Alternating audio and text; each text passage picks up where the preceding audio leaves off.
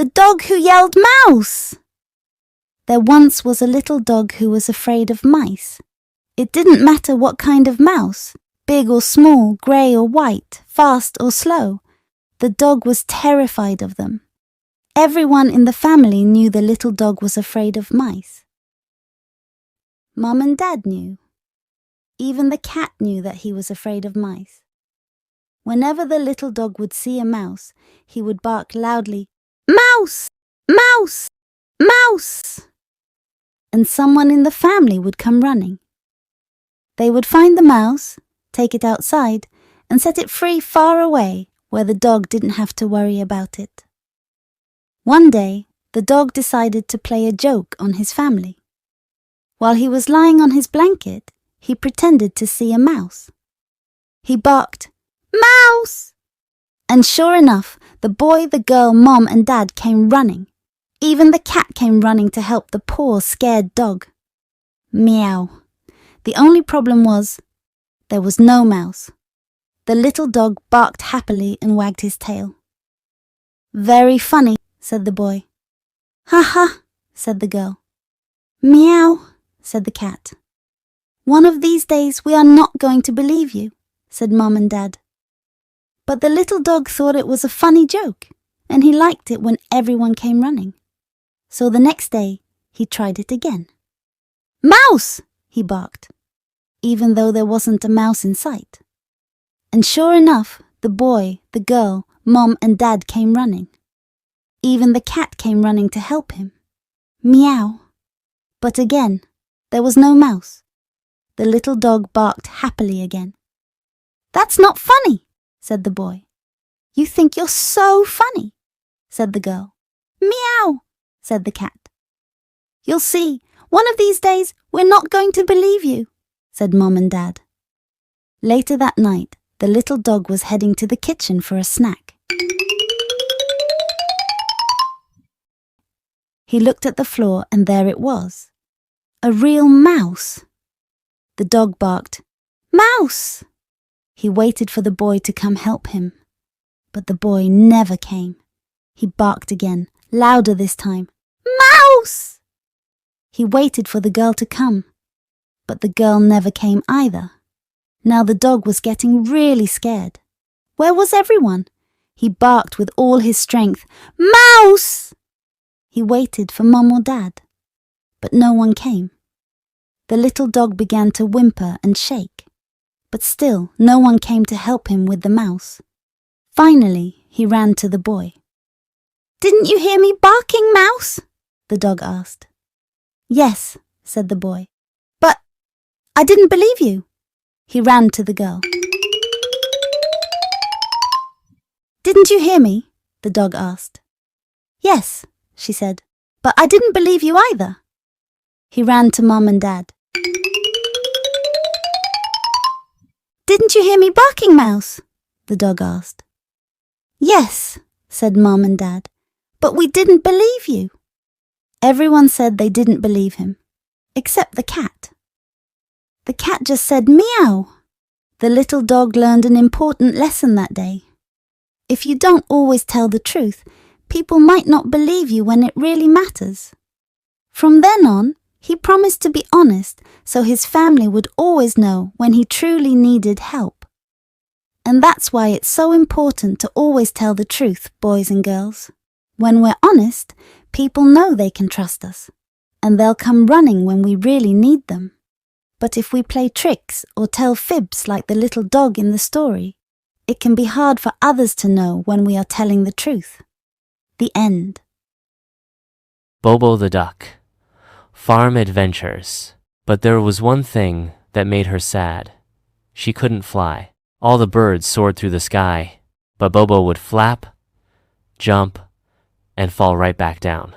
One day she told her best friend, Dodo the chicken, "I have to fly. I'm a duck. Ducks are supposed to fly." Dodo tilted her head and said, "Why not try something new?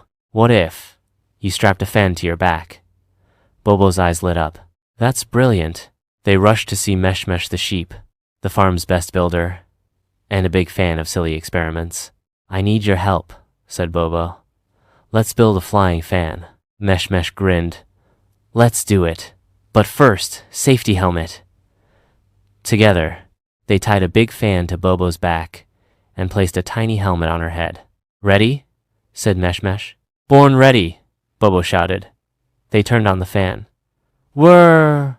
Bobo zoomed into the sky, spinning and twirling like a flying pancake. I'm fleeing, she yelled before the fan coughed out a puff of smoke and stopped midair. Plop! She landed right in a haystack. The animals ran over. Are you okay? Asked Lolo the cow. Bobo sat up, her feathers all fluffy and crooked. She giggled. I think I'm not made for flying after all. Mesh helped her up and said, Who cares? You're the only duck I know who can make a flying machine out of a fan. Dodo smiled. God made everyone different, Bobo. You may not fly, but you swim better than anyone, and you make us all laugh. That's pretty special. Bobo looked around at her friends and said proudly, You're right. I don't need to fly. I'm already awesome, just the way I am. Moral of the story. You don't have to be like others to be amazing. You're already special just by being you. The Little Red Hen. This is a story about a little red hen. The little red hen lives on a farm. She works hard all day long. She pecks the ground. She looks for worms. She sits in a bush. And sometimes she lays an egg. The little red hen has 3 friends, a cat, a dog, and a horse. These animals don't work hard at all. The cat likes to sleep in the sun. The dog likes to sleep in the shade. And the horse likes to watch TV all day long. One day, the little red hen sees a raspberry bush. Raspberries! She squeals. Yum, yum, yum! We can make a raspberry cake! The little red hen runs to tell her friends. Guys, there are raspberries over there! We can make a raspberry cake! The dog drools. Yes! The cat licks her lips. Absolutely! The horse flicks his tail. What a great idea! So, who wants to help me pick the raspberries? Asks the little red hen. Not me, says the dog. I'm too busy. Not me, says the cat. I'm too tired. Not me, says the horse. I'm watching TV. Then I will do it myself, says the little red hen. So she picks the berries one by one all by herself.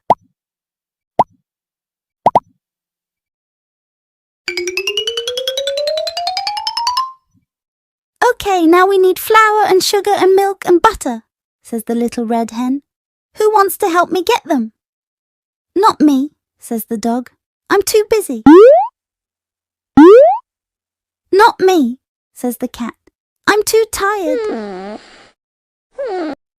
Not me, says the horse. I'm watching TV. Then I will do it myself, says the little red hen. She goes all the way to the pantry and gets the flour and the sugar. She goes all the way to the fridge and gets the butter and the milk. Then she puts everything together into a big bowl all by herself. Who wants to help me mix the cake batter? Asks the little red hen. Not me, says the dog. I'm too busy. Not me, says the cat. I'm too tired. Not me, says the horse. I'm watching TV. Then I will do it myself, says the little red hen. She mixes the batter until it is smooth and creamy. Then she gently stirs through the raspberries.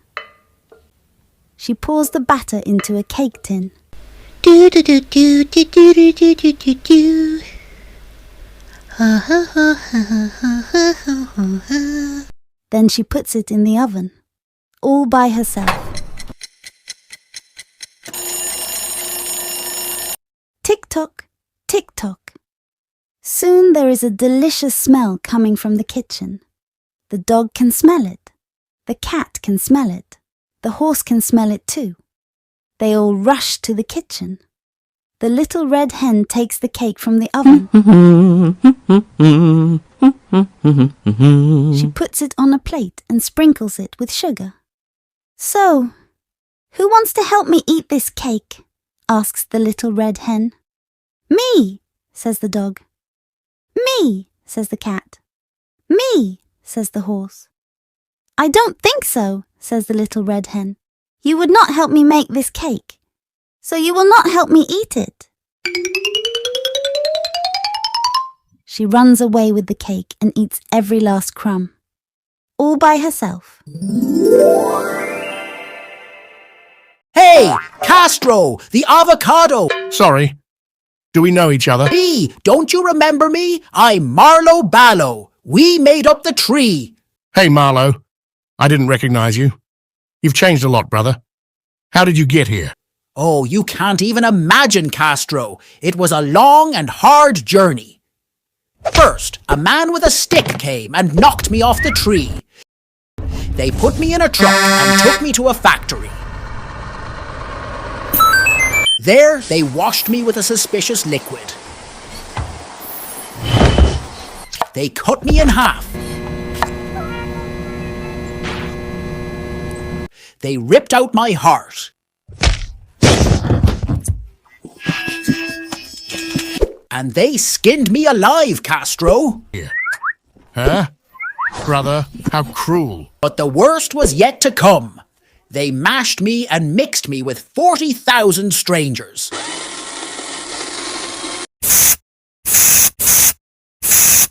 They added salt, dehydrated onion, jalapeno. And guess what? Sugar. What? Sugar? What's the point of that? They put ascorbic acid, sodium ascorbate, sodium citrate, citric acid,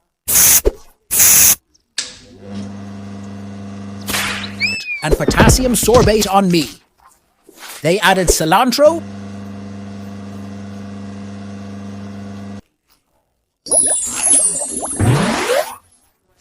garlic aroma, and atomic green coloring 666 to enhance my color. They vacuum packed me and took me to the supermarket.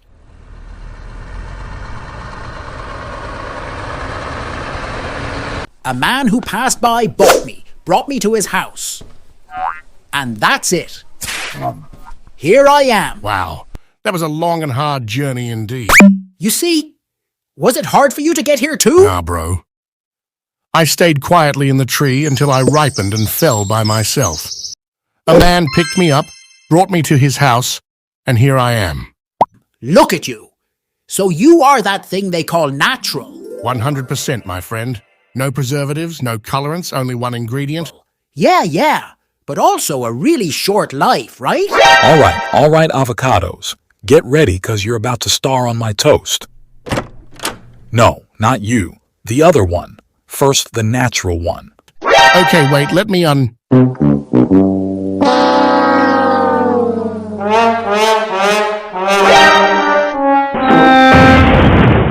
Goldfish.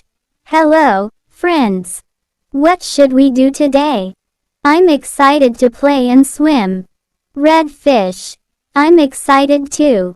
But look, what is that shiny thing? Do you see it? Ballon fish. Yes, I see something shiny. Is it a mirror? Let's grab it and see our shapes. They take the mirror and start seeing their reflections. Goldfish. I see myself and I look very beautiful. I am a truly beautiful fish. Red fish. I also see myself and I look beautiful. This mirror makes me feel happy. Ballon fish. Crying eye. I see myself and I look ugly. Why am I like this? Goldfish. Don't cry, Ballon fish. You are beautiful in your own way. We love you just the way you are. Red fish. Of course. Beauty is not just about outward appearance, but also about personality and spirit. Ballon Fish. Thank you, my friends. I feel better now. Suddenly, a giant shark appears. Goldfish. Oh, what a huge shark. Swim away. Red Fish. I'm scared. What do we do? Ballon Fish. Don't worry, I'll protect you. Ballon Fish puffs up and changes its appearance. Goldfish. Wow, you look completely different. The shark is afraid of you. Red Fish.